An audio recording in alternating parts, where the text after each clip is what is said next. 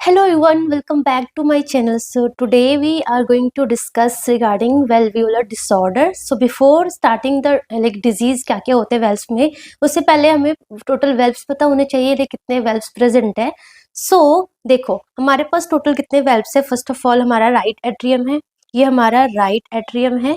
ठीक है, this is the right atrium and this is the right ventricle. So यहाँ पे एक वेल्व प्रेजेंट है. This valve is known as tricuspid valve. Okay, tricuspid valve. ठीक है, and from the tricuspid valve से हमारा जो ब्लड है फ्रॉम राइट एट्रियम से राइट वेंट्रिकल में हमारा ब्लड आता है. एंड ये ब्लड कहाँ जाता है, हमारे लंग्स में जाता है. लंग्स में जाता है थ्रू पल्मोनरी आर्टरी. तो एक यहाँ पे वेल्व प्रेजेंट है जिसको बोलते हैं पल्मोनरी वेल्व, पल्मोनरी वेल्व और सेमी ल्यूनर वेल्व भी बोलते हैं इसको. ठीक है, देन यहाँ पे हमारा लेफ्ट एट्रियम है, लेफ्ट वेंट्रिकल है.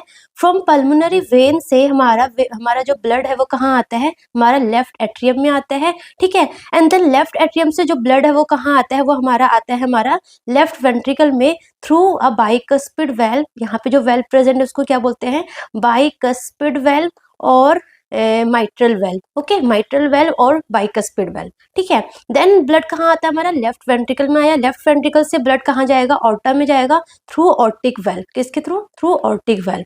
सो बेसिकली हमारे पास कितने वेल्व हो गए, राइट एट्रियम से राइट वेंट्रिकल में जो ब्लड आ रहा है वो कौन कंट्रोल कर रहा है, tricuspid valve.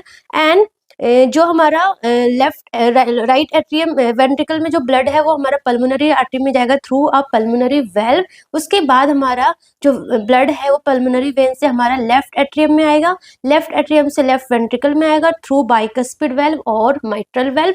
Then from the left ventricle to aorta में जाएगा थ्रू ऑर्टिक वेल्व और सेमील्यूनर वेल्व. ठीक है, सो ये बेसिकली हमारा वेल्व है. सो वेल्व में क्या क्या प्रॉब्लम हो सकता है, या तो वेल्व क्या हो सकती है, रिगर्जिटेशन हो सकता है ना. वेल्व में रिगर्जिटेशन प्रॉब्लम हो सकती है, या तो स्टेनोसिस हो सकती है. ठीक है, या फिर प्रोलैप्स हो सकता है. प्रोलैप्स बेसिकली मेट्रल में ही होता है और कोई से प्रॉब्लम नहीं होता है. माइट्रल वेल्व में प्रोलैप्स भी हो सकता है. ठीक है ना. सो रिगर्जिटेशन में बेसिकली क्या होता है, रिगर्जिटेशन का मतलब कि देखो क्या जो वेल्व का काम क्या है कि एक डायरेक्शन में ब्लड का फ्लो करना.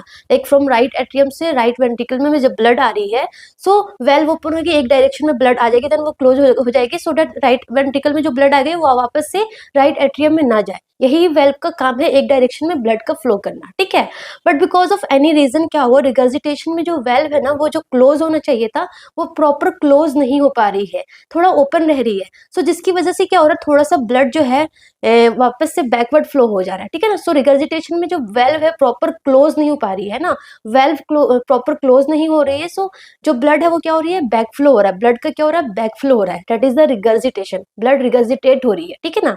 बट इन स्टेनोसिस में क्या होता है, स्टेनोसिस में क्या होता है कि जब ब्लड, लेट सपोज जो ब्लड है वो राइट एट्रियम से राइट वेंट्रिकल में आई तो वेल्व को प्रॉपर ओपन होगा तभी राइट एट्रियम से राइट वेंट्रिकल में ब्लड आ पाएगा. बट बिकॉज लाइक वो वहाँ प्रॉपर ओपन नहीं हो रही है, कम ओपन हो रही है. राइट. सो स्टेनोसिस में क्या हो रहा है कि कंप्लीटली ओपन नहीं हो पा रहा है, कंप्लीटली ओपन नहीं हो रहा है, कंप्लीटली ओपन नहीं हो रहा है. सो क्या हो रहा है, अगर कंप्लीटली ओपन नहीं होगा, इतना ओपन होना चाहिए था बट वो इतना ओपन हो रही है. सो रिड्यूस ब्लड फ्लो क्या हो जाएगी, रिड्यूस हो जाएगी. सो ब्लड फ्लो क्या हो जाएगा, रिड्यूस्ड हो जाएगा. ब्लड फ्लो क्या हो जाएगा, रिड्यूस्ड हो जाएगा. ठीक है, ये चीज आपको समझ में आना चाहिए. रिगर्जिटेशन में क्या हो रहा था कि कंप्लीटली क्लोज नहीं हो पा रही है, जब उसको क्लोज होना है तब वो कंप्लीटली क्लोज नहीं हो पा रही है जिसकी वजह से बैकवर्ड ब्लड फ्लो हो रहा है. ठीक है, that is the regurgitation, blood leaking हो रहा है. ठीक है, that is the regurgitation. Stenosis में क्या हो गया कि जो वेल्व है ना वो कंप्लीटली ओपन नहीं हो पा रही है जिसकी वजह से रिड्यूस्ड ब्लड फ्लो हो रहा है. ठीक है, ओके.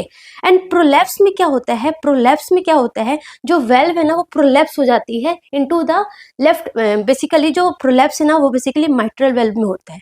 सो माइट्रल वेल्व प्रोलैप्स का मतलब क्या हुआ कि जो वेल्व है ना वो बल्ज हो गया, प्रोलैप्स हो गया इनटू द लेफ्ट एट्रियम में, इनटू द लेफ्ट एट्रियम में. जब हमारा वेंट्रिकुलर सिस्टोल होगा तो जो हमारा जो वेल्व प्रॉपर क्लोज हो जाना चाहिए था बट ये बल्ज हो जाएगा इनटू द लेफ्ट एट्रियम में जिसकी वजह से क्या होगा, अगेन रिगर्जिटेशन होगा, ब्लड क्या होगा, बैकवर्ड फ्लो होगा. सो रिगर्जिटेशन होगा ब्लड का. ठीक है ना. So because of the mitral regurgitation है ना, माइट्रल वेल्व प्रोलैप्स की वजह से माइट्रल रिगर्जिटेशन देखने को मिलेगा. ठीक है ना. सो ये तीन कंडीशन बेसिकली हमारे वेल्व्स में होंगे.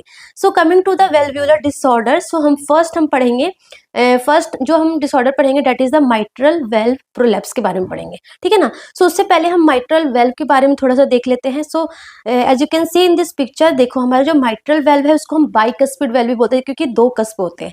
बाकी जितने वेल्व है ना सब में 3 कप्स होते हैं, ट्राइकस्पिड होते हैं बाकी, लाइक पल्मोनरी वेल्व हो गया, ऑर्टिक वेल्व हो गया एंड ट्राइकस्पिड वेल्व हो गया, सारे के सारे 3 कस्पिड होते हैं। But only the mitral valve कितने होते हैं, बाइकस्पिड वेल्व होते हैं। सो अगर हम माइट्रल वेल्व के बारे में देखें तो ये हमारा माइट्रल वेल्व है, ठीक है ना।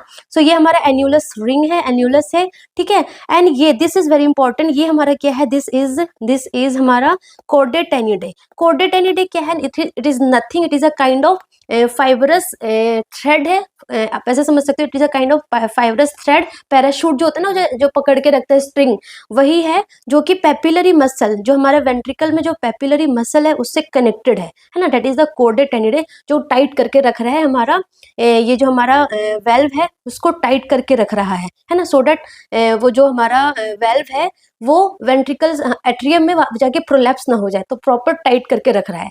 And this is the papillary muscles जो कि वेंट्रिकल में होते हैं, जो कि कॉर्डेट टेनिडो को क्या करते रहता है, कनेक्ट करके रखता है, ठीक है ना। एंड ये हमारा कमीसर्स है, ठीक है।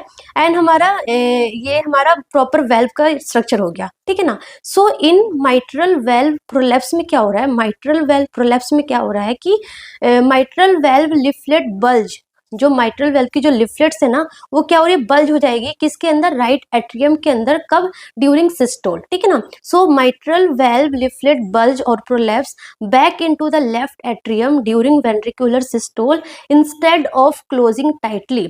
जब हमारा वेंट्रिकुलर सिस्टोल होगा तो जो हमारा जो माइट्रल वेल्व है उसको क्या होना चाहिए, क्लोज होना चाहिए, कंप्लीटली क्लोज हो जाए, सो दैट ब्लड जो है बैक ना जाए एंड जो ऑर्टर के थ्रू हमारी पूरी बॉडी में जाए, यही होना चाहिए था।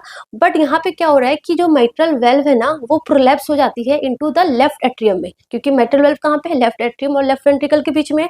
सो माइट्रल वेल्व क्या हो रही है, प्रोलैप्स हो रही है इनटू द लेफ्ट एट्रियम में during systole, during ventricular systole. So क्या होगा, ब्लड क्या होगा, लीक हो जाएगा इनटू द लेफ्ट एट्रियम में, right. So because of this some blood leak backward and it will lead to mitral regurgitation. आई बस समझ में। So mitral valve prolapse will lead to mitral regurgitation, क्योंकि ब्लड है वो लेफ्ट वेंट्रिकल से left atrium में क्या हो जाएगी, बैकवर्ड फ्लो हो जाएगी, लीक हो जाएगी, ठीक है। अगर हम कॉज की बात करें कि माइट्रल वेल्व का क्या क्या कॉज है माइट्रल वेल्व प्रोलैप्स का, so because of the connective tissue disorder है ना, resulting in the enlargement of one और both of the mitral valve leaflets. जो माइट्रल वेल्व की लिफलेट्स है वो इनलार्ज हो जाएगी, या तो दोनों या फिर एक अगर इनलार्ज हो जाएगी because of the connective tissue disorders, of course वो प्रोलैप्स हो जाएगी, प्रॉपर क्लोज नहीं हो पाएगी क्योंकि लिफलेट लंबी बड़ी हो गई है, सो वो अंदर जाके प्रोलैप्स हो जाएगी, ठीक है। या फिर कोर्डे या टेनिडे है वही वीक हो जाए। ये जो हमारा कोर्डे टेनिडे है, स्ट्रिंग लाइक काइंड ऑफ क्या बोलते हैं, स्ट्रिंग काइंड ऑफ स्ट्रक्चर है जो कि पेपिलरी मसल से कनेक्टेड है, वो अगर ये लूज हो जाएगा, वीक हो जाएगा, तो क्या होगा, अगर ये लूज हो जाएगा, वीक हो जाएगा तो ये प्रॉपर होल्ड नहीं कर पाएगी, सो क्या होगा, अगेन प्रोलैप्स हो सकता है, ठीक है ना। So because of the weak और लूज कोर्डेट टेनिडे, या फिर पेपिलरी मसल ही इलोंगेट हो जाएगी, जो पेपिलरी मसल है वही इलोंगेट हो गई या फिर रप्चर हो गई, सो because of that mitral valve prolapse देखने को मिलता है, ठीक है ना।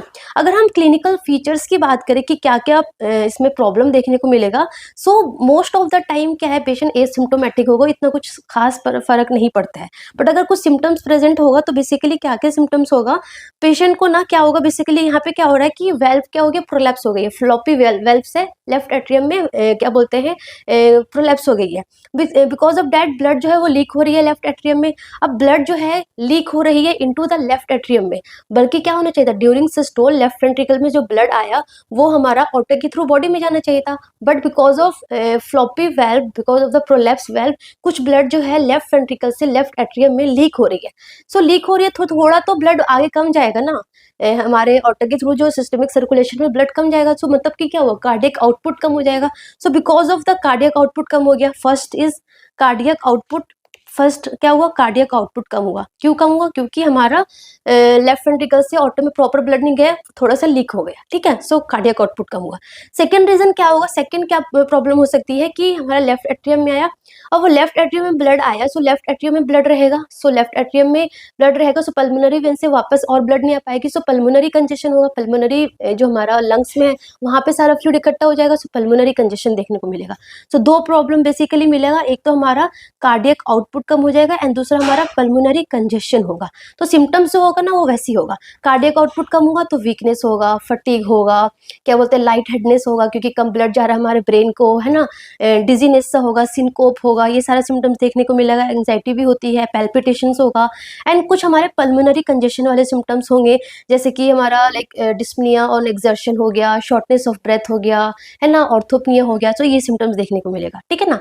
One very very important thing कि जब आप ऑस्कल्टेट करोगे ना, दिस इज इंपॉर्टेंट, जब आप ऑस्कल्टेट करोगे तो आपको माइट्रल क्लिक या फिर मिड सिस्टोलिक क्लिक ऑस्कल्टेट होगा, एंड लेट सिस्टोलिक मर्मर होगा। सो ये दो इंपॉर्टेंट है ऑस्कल्टेशन पॉइंट ऑफ व्यू से, माइट्रल क्लिक और mid systolic click and let systolic murmur, ठीक है ना। क्योंकि जो माइट्रल क्लिक और मिड सिस्टोलिक क्लिक क्यों हो रहा है, क्योंकि जो हमारा कोर्डा टेनिडा है ना वो एकदम से टाइट हो रहा है उसकी वजह से, एंड लेट सिस्टोलिक मर्मर क्यों हो रहा है, क्योंकि ब्लड जो है वो रिगर्जिटेट हो रही है बैकवर्ड, इसलिए, ठीक है। हम कंफर्म कैसे करेंगे, diagnosis is done by the echocardiography, उससे हमें पता चल जाएगा माइट्रल वेल्व के बारे में। एंड द ट्रीटमेंट क्या है कि most of the time treatment की नीड नहीं होती है, बट अगर सिम्टम्स प्रेजेंट है तो हम सिम्टोमेटिक मैनेजमेंट करते हैं, जैसे कि first of all life style modification करना होता है, ज़्यादा स्ट्रेनस एक्टिविटीज़ करना अवॉइड करना होता है, क्योंकि यहाँ पे क्या हो रहा है कि आउटपुट कम हो रहा है। तो आउटपुट कम हो रहा है तो लाइक पेशेंट को ज़्यादा स्ट्रेस, ज़्यादा लाइक जो स्ट्रेनस एक्टिविटीज़ होती है वो अवॉइड करनी होती है ना। उसके अलावा like avoid the caffeine, alcohol etcetera, and like palpitations भी होता है, हार्ट रेट इंक्रीज हो जाता है, पैल्पिटेशंस होता है, एंग्जाइटी होता है, सो हम बीटा ब्लॉकर भी देते हैं, ठीक है ना। सो ये हमारा माइट्रल वेल्व हो गया, ठीक है। Coming to the second is the mitral regurgitation. अभी हम माइट्रल वेल्व के बारे में पढ़ रहे हैं। अभी क्या होता है, माइट्रल वेल्व प्रोलैप्स हो गई थी। सेकंड केस क्या है, माइट्रल रिगर्जिटेशन, है ना। सो माइट्रल रिगर्जिटेशन में क्या हो रहा है, again same, blood flow backward from the left ventricle to the right atrium during systole, यही हो रहा है। एक ड्यूरिंग सिस्टोल जो माइट्रल वेल्व है प्रॉपर क्लोज हो जाना चाहिए था, बट यहाँ पे प्रॉपर क्लोज नहीं हो रही है, so there is the backward flow of the blood from the left ventricle to the left atrium during systole, ठीक है। सो कॉज क्या है, या तो वेल्व में प्रॉब्लम होने की वजह से हो सकती है, जैसे कि रूमेटिक हार्ट डिजीज हो गया, या फिर माइट्रल वेल्व प्रोलैप्स, अभी हमने पढ़ा ना mitral valve prolapse will lead to mitral regurgitation. So mitral valve regurgitation हो गया, या फिर रूमेटिक हार्ट डिजीज हो गया, या फिर इन्फेक्टिव एंडोकार्डाइटिस हो गया, क्योंकि यहाँ पे थोड़ा सा जो लिफलेट्स में है उसमें डिजेनरेटिव कैल्सिफाइड चेंजेस हो जाती है, उसकी वजह से। जब मैं रूमेटिक फीवर पढ़ाऊंगी तो उसमें पता चलेगा आपको, ठीक है। उसके अलावा या फिर हमारा वेंट्रिकुलर में कोई प्रॉब्लम हो सकती है, जैसे कि डायलेटेड कार्डियोमायोपैथी हो गया, या फिर मायोकार्डियल इस्कीमिया हो गया, या फिर इस्कीमिक हार्ट डिजीज हो गया। बेसिकली उसमें क्या हो रहा है, जो पैपिलरी मसल्स है, जो हमारा पैपिलरी मसल्स है ये रप्चर हो जाएगा, इलोंगेटेड हो जाएगा, है ना, या फिर कॉर्डेट एनी लेट स्ट्रेच हो जाएगा, शॉर्ट हो जाएगा, रप्चर हो जाएगा, तो बिकॉज ऑफ दैट ये प्रॉब्लम देखने को मिलेगा, ठीक है ना। अगर हम इसमें क्लिनिकल फीचर्स की बात करें तो आपको बस वो याद रखना है, आपको मेन चीज़ें याद रखना है कि हो क्या रहा है। देखो इसमें भी क्या हो रहा है कि लेफ्ट एट्रियम हाइपरट्रॉफी हो रहा है एंड देन डायलेट हो रहा है। कैसे, देखो जो ब्लड है वो हमारा लेफ्ट वेंट्रिकल से लेफ्ट एट्रियम में गया, है ना, जो ब्लड लीकेज हो रहा है, सो लेफ्ट एट्रियम में ब्लड गया, सो लेफ्ट एट्रियम में ब्लड वॉल्यूम इंक्रीज हो जाएगा, सो लेफ्ट एट्रियम क्या होगा, डायलेट हो जाएगी, हाइपरट्रॉफिक हो जाएगी, क्योंकि ब्लड वॉल्यूम वहाँ पे इंक्रीज हो गई है। सो लेफ्ट एट्रियम डायलेट हो जाएगी, हाइपरट्रॉफी हो जाएगी, ठीक है। सेकंड क्या होगा, वही लेफ्ट एट्रियम में अब तो ब्लड ज्यादा है तो पल्मोनरी वेन से लंग से प्रॉपर ब्लड नहीं आ पाएगा, क्योंकि पल्मोनरी लेफ्ट एट्रियम प्रेशर ज्यादा है तो लंग्स से प्रॉपर ब्लड फ्लो नहीं हो पाएगा, तो लंग्स में कंजेशन हो जाएगा, ठीक है। सो लेफ्ट एट्रियम इनलार्ज होगी, हाइपरट्रॉफिक होगी। सेकंड हमारा लंग कंजेशन होगा, एंड थर्ड हमारा क्या होगा कि left ventricular hypertrophy and failure हो जाएगा, क्योंकि जो लेफ्ट वेंट्रिकल है, जो ड्यूरिंग डायस्टोल जो हमारा लेफ्ट वेंट्रिकल है वहाँ पे वॉल्यूम ज़्यादा हो जाएगा, तो वहाँ पे वर्कलोड ज़्यादा हो जाएगा, तो because of that left ventricular जो है वो क्या होगा, डायलेट हो जाएगी, फेलियर हो जाएगी, ठीक है ना। सो पहले हमारा left atrium hypertrophy and dilate होगा, सेकंड हमारा पल्मोनरी कंजेशन होगा, और थर्ड हमारा left ventricular hypertrophy and failure हो जाएगा, ठीक है ना। सो जो सिम्टम्स है उस तरीके का ही होगा। कैसे कैसे सिम्टम्स होगा, पल्मोनरी कंजेशन हो रहा है, सो पल्मोनरी कंजेशन हो रहा है तो याद करो, पल्मोनरी कंजेशन होगा तो क्या सिम्टम्स होगा, लाइक डिस्पनिया होगा, शॉर्टनेस ऑफ ब्रेथ होगा, ऑर्थोपनिया होगा, है ना, तो ये सारे कफ होगा, ये सारे सिम्टम्स देखने को मिलेगा। Plus left ventricular hypertrophy and failure हो रहा है, सो आपको लाइक लेफ्ट वेंट्रिकुलर फेलियर वाला सारा सिम्टम्स देखने को मिलेगा, वही पल्मोनरी कंजेशन एंड ऑल, ठीक है। सो ये आपको बेसिकली इसमें सिम्टम्स देखने को मिलते हैं, ठीक है ना। सो बेसिकली आपको चीजें याद करने की हो क्या रहा है उसी के अकॉर्डिंग सिम्टम्स होगा, ठीक है। आपने अगर मेरी हार्ट फेलियर वाली क्लास पढ़ी होगी तो आपको इतना सिम्टम्स याद करने की जरूरत ही नहीं है, आपको पता चल जाएगा कि लेफ्ट साइड हार्ट फेलियर होता है तो क्या क्या सिम्टम्स होते हैं, and right side heart failure होगा तो क्या क्या सिम्टम्स होगा, ठीक है। सो ये सारे सिम्टम्स देखने को मिलेंगे, है ना, dyspnoea, fatigue, weakness, palpitation, dyspnoea on exertion, cough, है ना। सो ये सारा फटीग, क्योंकि कार्डियक आउटपुट भी कम हो रहा है यहाँ पे, ठीक है। उसके अलावा जब आप ऑस्कल्टेट करोगे तो यहाँ पे आपको पैन सिस्टोलिक मर्मर हर्ड होगा एंड S3 गलोप होगा because of the volume overload हो रखा है इन द वेंट्रिकल्स में, एट्रियम में, तो आपको S3 गलोप देखने को ऑस्कल्टेट होगा, ठीक है। अगेन डायग्नोसिस कैसे करेंगे हम, इकोकार्डियोग्राफी या फिर ट्रांस एसोफेजियल इकोकार्डियोग्राफी से हमें प्रॉपर माइट्रल वेल्व के बारे में पता चल जाएगा कि कितना ओपनिंग हो रहा है ना, सो प्रॉपर डायमीटर वगैरह पता चल जाएगा, ठीक है। मैनेजमेंट की अगर हम बात करें तो same as the heart failure, क्यों, क्योंकि पल्मोनरी कंजेशन हो रहा है, पल्मोनरी एडिमा होगा, सो जो हार्ट फेलियर में हम जो मैनेजमेंट कर देते हैं वही मैनेजमेंट होगा, लाइक डायूरेटिक्स देंगे, ACE इनहिबिटर्स देंगे, या एंजियोटेंसिन रिसेप्टर ब्लॉकर देंगे, बीटा ब्लॉकर देंगे, है ना, ये हमने हार्ट फेलियर में पढ़ा था, वही मैनेजमेंट करना होगा। प्लस अगर बाई मेडिकल मैनेजमेंट के थ्रू भी अगर सिम्टम्स इंप्रूव नहीं हो रहा है और जो कंडीशन है और ज़्यादा धीरे धीरे वर्स्ट होती जा रही है, तो हम क्या करेंगे, माइट्रल वेल्वुलोप्लास्टी करेंगे, या फिर हम आगे पढ़ेंगे कि माइट्रल वेल्व प्लास्टिक करते हैं, रिपेयर करेंगे या तो रिप्लेसमेंट करेंगे, दो ही ऑप्शन है, या तो जो वेल्व खराब हो रखी है उसको रिपेयर कर दो, अगर रिपेयर नहीं हो सकता है क्योंकि इतना ज़्यादा डैमेज हो रखा है, रिपेयर नहीं हो सकता है तो क्या करेंगे, ट्रांसप्लांट कर देंगे, रिप्लेस कर देंगे, सॉरी, ठीक है। सो माइट्रल वेल्वुलोप्लास्टी कर सकते हैं, मीन्स की रिपेयर कर सकते हैं, या फिर वेल्व रिप्लेसमेंट कर सकते हैं, and of course valvuloplasty is more prefer क्योंकि वो बेस्ट रहता है। एंड अगर वेल्वुलोप्लास्टी रिपेयर नहीं हो सकता है, सो इन द लास्ट स्टेज में हम क्या करते हैं, हम वेल्व रिप्लेसमेंट करते हैं, ठीक है ना। सो ये हमारा माइट्रल रिगर्जिटेशन हो गया। Then third condition is the mitral stenosis, हमने माइट्रल प्रोलैप्स पढ़ा, माइट्रल रिगर्जिटेशन पढ़ा, एंड थर्ड कंडीशन क्या हो रहा है, माइट्रल स्टेनोसिस हो रहा है। ये दोनों केसेस में क्या हो रहा था कि माइट्रल वेल्व जो है वो प्रॉपर क्लोज नहीं हो रही है ड्यूरिंग सिस्टोल, तो ब्लड जो है बैकवर्ड फ्लो हो रहा है, ठीक है ना। बट इन माइट्रल स्टेनोसिस यहाँ पे क्या हो रहा है, यहाँ पे जो माइट्रल वेल्व है ना between the left atrium and the left ventricle, वो क्या हो रही है, प्रॉपर ओपन नहीं हो रही है, proper during diastole proper open होना चाहिए था, सो दैट लेफ्ट एट्रियम से लेफ्ट वेंट्रिकल में ब्लड प्रॉपर आए, वो प्रॉपर ओपन नहीं हो पा रही है, ठीक है ना। So narrowing of the mitral valve opening, blood flow from the left atrium to the left ventricle क्या हो जाएगी, ऑफ कोर्स ऑब्स्ट्रक्ट हो जाएगी क्योंकि प्रॉपर वो ओपन नहीं हो रही है ना।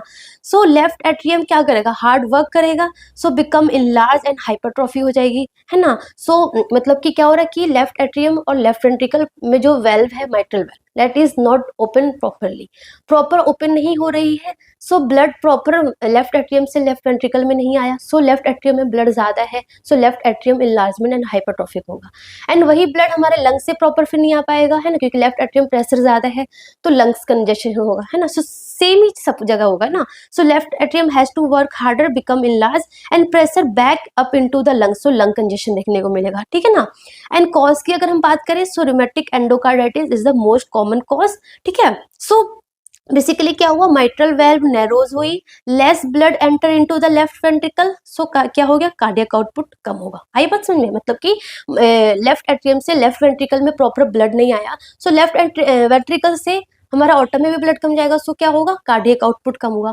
अब कार्डियक आउटपुट कम होगा तो ऑफ कोर्स क्या होगा, फटीग होगा, सिनकोप होगा, डिजीनेस होगा, ये सारा सिम्टम्स देखने को मिलेगा, ठीक है। उसके अलावा और क्या हुआ, जो हमारा लेफ्ट एट्रियम है उसमें प्रेशर भी तो बढ़ गया क्योंकि लेफ्ट एट्रियम में ब्लड ज्यादा है, क्योंकि प्रॉपर ब्लड लेफ्ट एट्रियम से लेफ्ट वेंट्रिकल में नहीं आ पाया, सो लेफ्ट एट्रियम में प्रेशर बढ़ गया, लेफ्ट एट्रियम में वॉल्यूम बढ़ गया, प्रेशर बढ़ गया, सो लेफ्ट एट्रियल क्या होगी, इनलार्जमेंट होगी, सो उसकी वजह से लाइक थोड़ा सा इलेक्ट्रिकल अनस्टेबल होगा, सो आपको एट्रियल डिसरिथमियाज देखने को मिलेगा, बेसिकली एट्रियल फिब्रिलेशन देखने को मिलेगा, वेरी वेरी इंपॉर्टेंट, ठीक है ना। सो इन माइट्रल स्टेनोसिस आपको एट्रियल फिब्रिलेशन भी देखने को मिलता है, ठीक है। एंड द थर्ड कंडीशन क्या हो रहा है कि लेफ्ट एट्रियम में प्रेशर बढ़ रहा है, सो लंग्स में भी प्रेशर बढ़ेगा, लंग्स में कंजेशन होगा, so increase the pressure in the lungs, so pulmonary congestion होगा, सो लाइक आपको डिस्पनिया ऑन एक्सर्शन और आपको वीजिंग कफ, प्रॉक्सिमल नॉक्टर्नल डिस्पनिया हो गया, पैल्पिटेशंस, है ना, ये सारा सिम्टम्स देखने को मिलेगा, ठीक है ना। सो आपको बेसिकली एट्रियल फिब्रिलेशन और लंग कंजेशन वाला एंड कार्डियक आउटपुट कम हो रहा है तो उसकी वजह से सारा सिम्टम्स देखने को मिलेगा, ठीक है। अगर आप ऑस्कल्टेट करेंगे तो आपको like low pitch rumbling diastolic murmur at apex of the heart पे हर्ड होगा, एंड हम डायग्नोसिस किसके थ्रू करेंगे, बाई इको में आपको डायग्नोसिस कंफर्म हो जाएगा, ठीक है। ये हमारा माइट्रल स्टेनोसिस हो गया। अगर हम मैनेजमेंट की बात करें तो सबसे पहले तो हम एंटी एंटी कोएगुलेंट देंगे। क्यों देंगे? क्योंकि एट्रियल फिब्रिलेशन के चांसेस है। एट्रियल फिब्रिलेशन से क्या होगा, थ्रोम्बस फॉर्म होगा, वो थ्रोम्बस जाके कहीं पे भी जा सकता है, नी प्लेस कहीं पे भी जा सकता है। सो फिर लाइक स्ट्रोक एंड ऑल कुछ भी हो सकता है। सो हम टू प्रिवेंट द एम्बोलाई हम क्या करेंगे, एंटी कोएगुलेंट देंगे, प्लस हम डायूरेटिक देंगे क्योंकि पल्मोनरी कंजेशन हो रहा है, पल्मोनरी एडिमा भी हो सकता है। सो डायूरेटिक्स देंगे, beta blocker, calcium channel blocker देंगे, and again avoid the strenuous activity क्योंकि कार्डियक आउटपुट भी कम है, पल्मोनरी एडिमा भी हो रखा है ना। प्लस ये हमारा मेडिकल मैनेजमेंट हो गया। बट मेडिकल मैनेजमेंट अगर लॉन्ग टर्म तक अगर पेशेंट इंप्रूव नहीं होगा देन हम क्या करेंगे, वेल्व्यूलोप्लास्टी करेंगे। अगेन द सेम, वेल्व को क्या करेंगे, प्लास्टिक करेंगे। जो वेल्व में जो प्रॉब्लम है उसको हम रिपेयर करेंगे, है ना। आगे हम पढ़ेंगे कैसे रिपेयर करते हैं। सो हम उसमें कमिस्यूरोटोमी करते हैं बेसिकली, या फिर अगर प्लास्टिक नहीं हो सकता, रिपेयर नहीं हो सकता, तो हम क्या करेंगे, वेल्व रिप्लेसमेंट करेंगे, वेल्व को रिप्लेस करेंगे, है ना, बाई प्रोस्थेटिक के थ्रू, ठीक है। या फिर हम क्या कर सकते हैं, परक्यूटेनियस, मतलब ये वेल्वुलोप्लास्टिक का ही है, परक्यूटेनियस बलून माइट्रल वेल्वोटोमी करेंगे क्योंकि जो माइट्रल वेल्व है वो क्लोज हो रखी है, प्रॉपर ओपन नहीं हो रही। सो वेल्वोटोमी करेंगे, प्रॉपर ओपनिंग करेंगे थ्रू अ बलून, ठीक है। सो ये हमारा मैनेजमेंट हो गया। Coming to the fourth one, that is the aortic regurgitation. So देखो बेसिकली हमने क्या बोलते हैं, bicuspid that is a mitral valve के बारे में हमने प्रोलैप्स पढ़ा, रिगर्जिटेशन पढ़ा, स्टेनोसिस पढ़ा।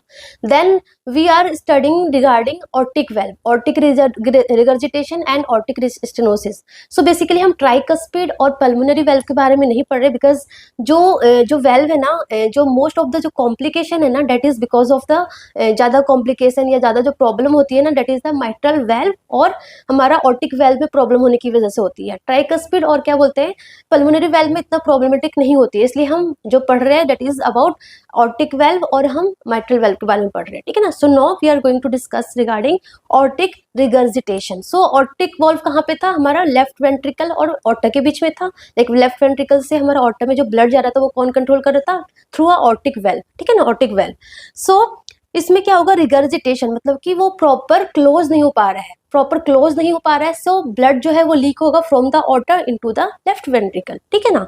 So flow of blood back into the left ventricle from the otter during diastole. During diastole basically blood का फ्लो होता है ना, फ्रॉम द क्या बोलते हैं वेंट्रिकल टू द ऑर्टर। सो क्या होगा, ड्यूरिंग डायस्टोल प्रॉपर क्लोज नहीं हो पाएगी, सो लीकेज होगा, ब्लड बैक फ्लो हो जाएगा, ठीक है ना। सो क्या होगा, लेफ्ट वेंट्रिकल ऑफकोर्स ब्लड जो है वो from the aorta to left ventricle में आएगा, तो लेफ्ट वेंट्रिकल में क्या होगा, वॉल्यूम बढ़ जाएगा, ब्लड का वॉल्यूम बढ़ जाएगा, तो लेफ्ट वेंट्रिकल क्या हो जाएगी, डायलेट हो जाएगी, हाइपरट्रॉफिक हो जाएगी, है ना। सो लेफ्ट वेंट्रिकल डायलेट हो जाएगी एंड हाइपरट्रॉफी हो जाएगी, जिसकी वजह से आपको सिस्टोलिक ब्लड प्रेशर इंक्रीज हो जाएगा। वेरी वेरी इंपॉर्टेंट, इन ऑर्टिक रिगर्जिटेशन में पहले सिस्टोलिक ब्लड प्रेशर क्या होगा, इंक्रीज होगा, क्योंकि जो लेफ्ट वेंट्रिकल है वो ज़्यादा हार्डवर्क कर रही है, डायलेट हो रखी है, हाइपरट्रॉफिक हो रखी है। प्लस उसके रिस्पॉन्स में जो हमारी आर्टरीज है वो क्या करेगी, attempt to compensate for higher pressure by reflex vasodilation. Vasodilation होगी सो दैट एक्स्ट्रा जितना ऑर्टा के थ्रू जितना है एक्स्ट्रा जो ब्लड है वो जाए, है ना। तो क्या करेगी, रिफ्लेक्स मैकेनिज्म में क्या होगी, वेजोडाइलेशन होगा, and because of the vasodilation क्या होगा, पेरिफेरल आर्टेरियल रिलैक्स हो जाएगी। सो पेरिफेरल जो रेजिस्टेंस है और डायस्टोलिक ब्लड प्रेशर है वो क्या हो जाएगा, कम हो जाएगा। So in aortic regurgitation systolic blood pressure increase हो जाती है एंड डायस्टोलिक ब्लड प्रेशर क्या हो जाती है, कम हो जाती है। वेरी वेरी इंपॉर्टेंट, ठीक है ना। सो ये हमारा हो गया। अगर हम कॉज की बात करें so again like because of the valve problem, जैसे कि rheumatic heart disease, infective endocarditis, basically जितने भी वेल्वुलर डिसऑर्डर होते हैं ना, मोस्ट कॉमन जो कॉज है वो वही है, रूमेटिक हार्ट डिजीज हो गया, इन्फेक्टिव एंडोकार्डाइटिस हो गया, क्योंकि इसमें ना डिजेनरेटिव हमारे इन्फ्लेमेटरी चेंजेस हो जाता है इन द वेल्व्स में, तो कैल्सिफिकेशन वगैरह हो जाता है। सो बिकॉज ऑफ दैट, या फिर ऑर्टा में प्रॉब्लम होने की वजह से, जैसे कि ऑर्टिक रूट में प्रॉब्लम होने की वजह से like backflow due to the aorta dilation, aorta कुछ ज़्यादा डायलेटेड है तो इसकी वजह से बैकफ्लो हो जाएगी, ठीक है। सो ये प्रॉब्लम ये हमारा हो गया। सिम्टम्स में क्या होगा, सिम्टम्स में बेसिकली क्या होगा, first of all arterial pulsation, मतलब ना जो हमारी हार्ट बीट है ना बहुत फोर्सफुल होगी, क्योंकि सिस्टोलिक ब्लड प्रेशर इंक्रीज हो रखा है, सो हार्ट बीट जो है ना बहुत फोर्सफुल होगी, तो आपको इजीली पैल्पेट होगा, इवन विजिबल होगा in the neck and the head में, आपको इजीली विजिबल होगा। लाइक आपको कैरोटिड इजिली पैल्पेट होगी, इजिली विजिबल होगी, आपको टेम्पोरल पैल्पेट होगी, इजिली विजिबल होगी, है ना। So arterial pulsation at the carotid and temporal arteries, plus left ventricular failure sign, मतलब मतलब कि लेफ्ट वेंट्रिकुलर क्या हो रहा है, लेफ्ट वेंट्रिकुलर इनलार्ज हो रही है, हाइपरट्रॉफिक हो रही है। सो लेफ्ट वेंट्रिकुलर फेलियर वाला सारा साइन होगा, जैसे कि हमारा शॉर्टनेस ऑफ ब्रेथ, डिस्पनिया, है ना, सारा लाइक पल्मोनरी कंजेशन वाला सिम्टम्स देखने को मिलेगा। ठीक है, सो ये हुआ। प्लस और क्या होगा, high pitch blowing diastolic murmur heard at the third और फोर्थ इंटरकोस्टल स्पेस, ये आपको ऑस्कल्टेशन में ये वाला दिखेगा। एंड और क्या होगा, वाइडेंड पल्स प्रेशर होगा। क्यों? क्योंकि सिस्टोलिक ब्लड प्रेशर इंक्रीज हो गया, डायस्टोलिक ब्लड प्रेशर कम हो गया, जिसकी वजह से जो वाइडेंड ब्लड प्रेशर है, पल्स प्रेशर जो है वो वाइड हो जाएगी। पल्स प्रेशर बेसिकली क्या होता है, systolic blood pressure minus diastolic blood pressure, तो वो क्या हो जाएगी, इंक्रीज हो जाएगी। ठीक है, प्लस वेरी वेरी इंपॉर्टेंट आपको और क्या दिखेगा, वाटर हैमर और कॉरिगन्स पल्स दिखेगा, मतलब कि बाउंडिंग एंड कोलेप्सिंग पल्स, मतलब कि एकदम से आप जब पैल्पेट करोगे ना, सो जो पल्स एकदम से बाउंड करेगी, एकदम से कोलैप्स हो जाएगी, that is the water hammer और कॉरिगन्स पल्स आपको ऑस्कल्टेट होगा। जब आप फील करोगे तो आपको पता चलेगा। ठीक है ना, सो ये आपको सिम्टम्स दिखेंगे। डायग्नोसिस अगेन इको के थ्रू करेंगे। एंड ट्रीटमेंट में हम क्या देंगे, वेजोडाइलेटर्स देंगे, वेजोडाइलेटर्स देंगे सो दैट आफ्टर लोड कम हो एंड लाइक प्रॉपर जो ब्लड है ऑर्टर से सिस्टमिक सर्कुलेशन में जाए, सो वेंट्रिकल में ब्लड कम रहे, सो दैट वेंट्रिकुलर हाइपरट्रॉफी और कम हो। ठीक है ना, उसके अलावा हम वेल्व रिपेयर कर सकते हैं, या फिर रिपेयर नहीं हो सकता है देन रिप्लेस कर सकते हैं। So that is the management of aortic regurgitation. ठीक है, coming to the last one, that is the aortic stenosis. Aorta में ऑर्टिक वेल्व में या तो रिगर्जिटेशन हो सकती है, कंप्लीटली क्लोज नहीं हो पाएगी, या फिर ऑर्टिक स्टेनोसिस हो सकती है, कंप्लीटली ओपन नहीं हो पाएगी, है ना। सो ऑर्टिक स्टेनोसिस में क्या हुआ, narrowing of aortic valve opening, है ना, जो ऑर्टिक वेल्व इतना ओपन होना चाहिए था वो इतना ओपन हो रही है, so narrowing of the aortic valve. So क्या होगा, blood flow from the left ventricle aorta is obstructed during the systole. So during systole जो ब्लड है from the left ventricle to the aorta जो है वो प्रॉपर नहीं जा पाएगी, ऑब्स्ट्रक्टेड हो जाएगी। ठीक है, क्योंकि सिस्टोल के टाइम क्या होता है, जो ब्लड है फ्रॉम द वेंट्रिकल कहाँ जाती है, ऑर्टा के थ्रू ब्लड बॉडी में जाती है। सो ड्यूरिंग सिस्टोल प्रॉपर ओपन नहीं हो रही है, सो प्रॉपर ओपन नहीं हो रही है, सो वेंट्रिकल से ऑर्टा में प्रॉपर ब्लड जा नहीं पा रही है। ठीक है, सो लेफ्ट वेंट्रिकल में अगेन ब्लड ज्यादा रहेगा, सो अगेन क्या होगा, लेफ्ट वेंट्रिकल क्या हो जाएगी, left ventricle must pump harder, so left ventricle again enlarge हो जाएगी और हाइपरट्रॉफी हो जाएगी, है ना। सो लेफ्ट वेंट्रिकुलर हाइपरट्रॉफी हो गई, इनलार्ज हो गई। ठीक है, कॉजेज बोले तो degenerative calcification due to proliferative and inflammatory changes, same like calcification हो गई है वेल्स में, इसलिए प्रॉपर ओपन नहीं हो पा रही है। रिमेटिक हार्ट डिजीज की वजह से, कंजेनाइटल की वजह से भी इसमें होता है, छोटे छोटे बच्चों में भी देखने को मिलता है ना। सो कंजेनाइटल बाइकस्पिड माल्फॉर्मेशंस भी होती है। ठीक है ना, सो बेसिकली इसमें सिम्टम्स क्या क्या होगा, इसमें सिम्टम्स देखो कैसे याद करना है आपको, सैड याद करो, SAD, sad. Sad S is syncope और डिजीनेस। क्यों? क्योंकि हमारा ऑर्टिक स्टेनोसिस हो गया, ऑर्टिक स्टेनोसिस हो गया है, तो लेफ्ट वेंट्रिकल से ऑर्टा में प्रॉपर ब्लड नहीं आ पा रहा है, पूरा का पूरा ब्लड नहीं आ रहा है, सो कार्डियक आउटपुट कम होगा। तो जो हमारे वाइटल्स ऑर्गन है लाइक ब्रेन हो गया, अदर अदर ऑर्गन्स है, उनको पूरा का पूरा प्रॉपर ब्लड नहीं मिल पाएगा। ठीक है, सो ब्रेन को प्रॉपर ब्लड नहीं मिला तो आपको लाइक सिंकोप, डिजीनेस, वीकनेस वगैरह भी देखने को मिलेगा ना, because of decrease blood flow to the brain. ठीक है, उसके अलावा अंजाइना भी देखने को मिलता है, ए इज द अंजाइना। अंजाइना क्यों? क्योंकि हार्ट को भी तो नहीं मिल रहा है, क्योंकि कार्डियक आउटपुट जो हमारा आउटर से जो ब्लड जाएगा वो हमारे बॉडी ऑर्गन्स में भी जाएगा, प्लस हार्ट को भी तो सप्लाई होगा थ्रू कोरोनरी आर्टरी, तो कोरोनरी आर्टरी को भी प्रॉपर ब्लड नहीं मिल रहा, तो हार्ट को भी प्रॉपर ब्लड नहीं मिल रहा, तो जिसकी वजह से आपको अंजाइना, चेस्ट पेन देखने को मिलेगा, है ना। Increase oxygen demand of the hypertrophy left ventricle, so decrease blood supply due to decrease blood flow into the coronary artery. ठीक है ना, सो आपको एक तो सिंकोप, डिजीनेस वगैरह हो गया, प्लस अंजाइना देखने को मिलेगा। And third is the D is the dyspnoea, मतलब कि देखो लेफ्ट वेंट्रिकुलर फेलियर हो गया, लेफ्ट वेंट्रिकुलर इनलार्ज हो गया, लेफ्ट वेंट्रिकुलर फेलियर हो गया, लेफ्ट वेंट्रिकुलर जो एंड डायस्टोलिक वॉल्यूम है इंक्रीज हो गया, एंड डायस्टोलिक प्रेशर इंक्रीज हो जाएगा। सो अगेन सेम सारा मैकेनिज्म सेम है, अगेन लेफ्ट एट्रियम में इंक्रीज होगा blood, so left ventricular volume increase होगा, सो पल्मोनरी कंजेशन होगा, सो लेफ्ट वेंट्रिकुलर फेलियर वाला सारा साइन देखने को मिलेगा। सो लाइक आपको डिस्पनिया हो गया, प्रोक्सिमल नॉक्टर्नल डिस्पनिया हो गया, ऑर्थोपनिया हो गया, ये सारा साइन देखने को मिलेगा। So again I am saying कि प्लीज इससे पहले ना आप ये जो हार्ट वाले जितने भी डिजीज से पढ़ा है ना, सब कुछ एक दूसरे से रिलेटेड है, तो प्लीज आप फर्स्ट आप CAD कोरोनरी आर्टरी डिजीज मैंने पढ़ाया था, मायोकार्डियल इन्फार्क्शन पढ़ाया मैंने, फिर एंजाइना पढ़ाया, वो वीडियोस देखो, हार्ट फेलियर पढ़ाया वो पढ़ो, है ना। तो ये सारी चीजें इंटर रिलेटेड है, तो ये सारा एक साथ पढ़ोगे ना तो आपको अच्छे से समझ में आएगा, और डेली रिवाइज करोगे तो चीजों को और अच्छे से समझ में आएगा। ठीक है ना, सो ये हमारा सारा साइन हो गया। उसके बाद इसमें ना जब आप ऑस्कल्टेट करेंगे ना तो आपको सिस्टोलिक मर्मर हर्ड होगा over aortic area and radiate to the carotid arteries की तरफ वो रेडिएट होगी, ठीक है ना। प्लस आपको S4 साउंड, एक्स्ट्रा साउंड भी हर्ड होगा due to stiff left ventricular, and आपको कैरोटिड थ्रिल या फिर वाइब्रेशन फेल्ट होगा एट द नेक रीजन पे, ठीक है। एंड इको अगेन डायग्नोसिस कैसे करेंगे, ऑर्टिक वेल्व हमें किस में दिख जाएगा, इको करेंगे, इकोकार्डियोग्राफी में आपको प्रॉपर इको ऑर्टिक वेल्व का डायमीटर दिख जाएगा, ठीक है ना। देन मैनेजमेंट की बात करें तो मैनेजमेंट में हम यहाँ पे क्या करते हैं, ऑर्टिक वेल्व रिप्लेसमेंट करते हैं, या फिर अगर रिप्लेस नहीं कर सकते हैं तो हम क्या करते हैं, trans catheter aortic valve replacement, है ना। सो रिप्लेसमेंट करते हैं, बेसिकली रिपेयर या फिर रिप्लेसमेंट करते हैं, तो बेसिकली इसमें हम रिप्लेसमेंट करते हैं by a TAVI is the most common method trans catheter aortic valve replacement, ठीक है ना। सो ये हमारा मैनेजमेंट होता है।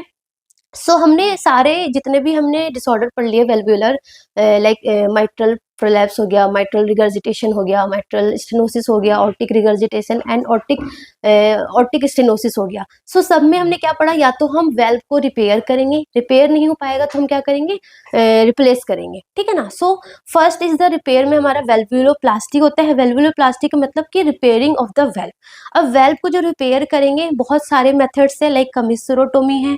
कमिसरोटोमी में लाइक हार्ट को open heart valve that has stuck और फ्यूज। सो कमिसरोटोमी बेसिकली कहाँ पे करते हैं, अगर जो वेल्व है वो क्या हो रखी है, स्टेनोसिस हो रखी है, स्टेनोसिस हो रखी है तो हम क्या करेंगे, कमिसरोटोमी करेंगे।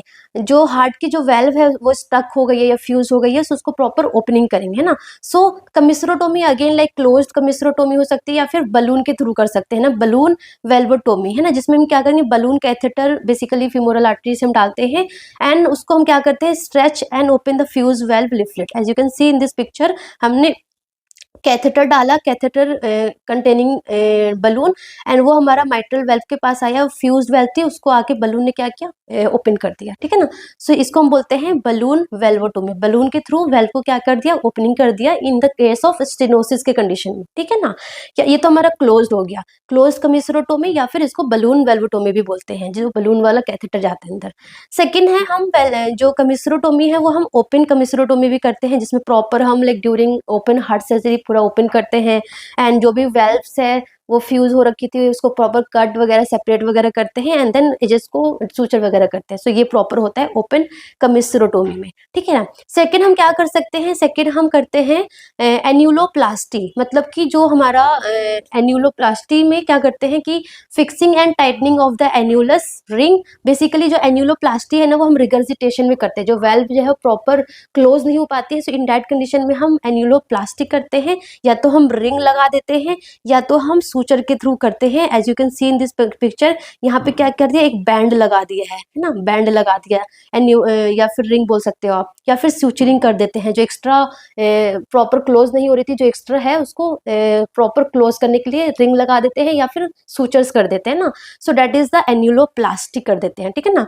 एन्यूलस को प्लास्ट कर देते हैं, ये जैसे कि एन्यूलोप्लास्टी, यहाँ पे प्लास्टिक लगा दिया ताकि छोटा हो जाए ये, है ना, या फिर सूचर लगा देते हैं। उसके अलावा और क्या कर सकते हैं, लिफलेट को रिपेयर कर सकते हैं, जैसे कि जो लिफलेट है वो इलोंगेटेड हो रखी है, शॉर्टनिंग या फिर टीयरिंग जो भी हो रखी है, तो लाइक इलोंगेटेड हो रखी है, जो जो पार्ट एक्स्ट्रा है उसको कट करके वापस से सूचर कर देते हैं। सो लिफलेट को रिपेयर कर देते हैं, या फिर कोर्डोप्लास्टिक करते हैं, जैसे कि जो कोर्डे टेनिडे है उसको रिपेयर कर देते हैं, वो इलोंगेटेड हो गई है या फिर रप्चर हो गई है, सो उसको रिपेयर कर देते हैं। सो ठीक है, सो ये हमारा होता है वेल्व्युलोप्लास्टी, है ना। हमने पढ़ा था ना वेल्व को रिपेयर करना। सो repairing of the valve is done by either commissurotomy in case of stenosis, है ना। कमिसरोटोमी लाइक क्लोज कमिसरोटोमी या फिर बलून वेल्वोटोमी होती है, या फिर ओपन कमिसरोटोमी करेंगे। सेकंड हमारा है या तो हम एन्यूलोप्लास्टी कर देंगे, या फिर हम लिफलेट को रिपेयर करेंगे अगर लिफलेट में प्रॉब्लम है, या फिर कोर्डा टेनिडे में प्रॉब्लम है तो कोर्डोप्लास्टी कर देंगे, ठीक है ना। सो ये तो हमारा वेल्वोप्लास्टी हो गया, रिपेयरिंग ऑफ द वेल्व हो गया, है ना। सो रिपेयरिंग ऑफ वेल्व कर दिया, बट इन केस अगर रिपेयरिंग ऑफ वेल्व नहीं हो सकती है, वेल्व बिल्कुल ही डैमेज हो रखी है, कोर्डा टेनिडे लिफलेट वगैरह बिल्कुल डैमेज हो रखी है, इसको रिपेयर नहीं कर सकते बिल्कुल, तो इन दैट केस हम क्या करेंगे, रिप्लेस करेंगे, हम दूसरा वेल्व लगाएंगे, है ना। सो वेल्व रिप्लेसमेंट में हम बेसिकली या तो हम मैकेनिकल वेल्व लगाते हैं, मतलब कि बाहर का बना हुआ मेटल का, see this is a mechanical valve, like metal का, कार्बन का, है ना, ऐसा वेल्व होता है, वो प्रॉपर वहां पे लगा देते हैं, ठीक है ना। सो या तो मैकेनिकल वेल्व लगा देते हैं, या फिर टिश्यू का जो वेल्व बना होता है ना, हमारे एनिमल और ह्यूमन या फिर एनिमल्स के टिश्यूज का वेल्व बना होता है, जिसको बोलते हैं bio prosthetic valve. So mechanical valve होते हैं या तो बायो प्रोस्थेटिक वेल्व होते हैं, इन दोनों में से कोई भी वेल्व लगा देते हैं, मैकेनिकल वेल्व या फिर बायो प्रोस्थेटिक वेल्व ही लगा देते हैं। Basically proper open heart surgery होती है, प्रॉपर अंडर जीए जो स्टेनोटोमी करते हैं, एंड ये पूरा like proper open heart surgery के थ्रू ही वेल्व रिप्लेसमेंट होती है, ठीक है ना। So open heart valve replacement कर सकते हैं, या फिर टावी भी होता है जिसमें हम ट्रांस ऑर्टिक वेल्व इम्प्लांटेशन करते हैं। हमने यहाँ पे पढ़ा था ना ऑर्टिक स्टेनोसिस में, ऑर्टिक स्टेनोसिस में हमने पढ़ा था कि trans catheter aortic valve replacement करते हैं। सो ये हमारा वेल्व रिप्लेसमेंट वाला एक मेथड है, ठीक है ना। सो ये हो गया। सो इसमें बेसिकली या तो हम, ये हमारा बायोलॉजिकल है, बायोलॉजिकल क्या बोलते हैं, हमारा वेल्व से जो टिश्यूज से बनाए जाते हैं, एंड ये हमारा मैकेनिकल है जो प्रोस्थेटिक होता है, जो मेटल कार्बन वगैरह का बना होता है, ठीक है ना। सो अगर हमने मैकेनिकल वेल्व यूज किया ना, सो मैकेनिकल वेल्व बेसिकली ना हम लाइक लॉन्गर ड्यूरेशन तक चलता है ये। सो मैकेनिकल वेल्व बेसिकली जो यंगर पेशेंट होते हैं ना, लाइक 20-30s में जो होते हैं, उनमें बेसिकली मैकेनिकल वेल्व यूज करते हैं। एंड बट जो मैकेनिकल वेल्व लगाएंगे ना, तो हमें लाइफ लॉन्ग हमें एंटीकोएगुलेंट देने पड़ते हैं ना। सो जो जिसके अंदर मैकेनिकल वेल्व लगा होता है उनको लाइफ लॉन्ग एंटीकोएगुलेंट लेना पड़ता है, वेरी वेरी इंपॉर्टेंट। एंड जो बायोप्रोस्थेटिक वेल्व होता है ना, बेसिकली जो एल्डर पेशेंट होते हैं उनमें बायोप्रोस्थेटिक वेल्व लगाते हैं, एंड उसमें लाइक उतना लाइफ लॉन्ग एंटीकोएगुलेंट लेने की जरूरत नहीं होती, क्योंकि वो खुद के टिश्यू से बनाए होते हैं, होमोग्राफ हेट्रोग्राफ मिला के बनाते हैं, ठीक है ना। सो इसलिए सो ये आपको पता होना चाहिए regarding valve replacement. Valve replacement either by mechanical valve और bioprosthetic valve done by open heart valve replacement, या फिर transaortic valve implantation in case of क्या बोलते हैं ऑर्टिक स्टेनोसिस में। सो ये हमारा वेल्व रिप्लेसमेंट हो गया, और रिपेयर हम कर देंगे ये सारे मेथड के थ्रू, कमिसरोटोमी ओपन या फिर क्लोज हो गया, एन्युलोप्लास्टी हो गया, लीफलेट को रिपेयर कर सकते हैं या फिर कोर्डोप्लास्टी कर सकते हैं, ठीक है ना। सो दैट्स ऑल अबाउट हमारा वेल्व्यूलर डिसऑर्डर, बहुत शॉर्ट में एंड बहुत हमने इंपॉर्टेंट पॉइंट्स डिस्कस किए हैं। सो अच्छे से इसको पढ़ो, बार बार रिवाइज करो, एंड प्लीज आप लाइक जैसे जैसे मैंने स्टार्टिंग से पढ़ाया है, CAD, MI, देन हमारा क्या बोलते हैं एंजाइना, हार्ट फेलियर, है ना, कार्डियोजेनिक शॉक, ठीक है।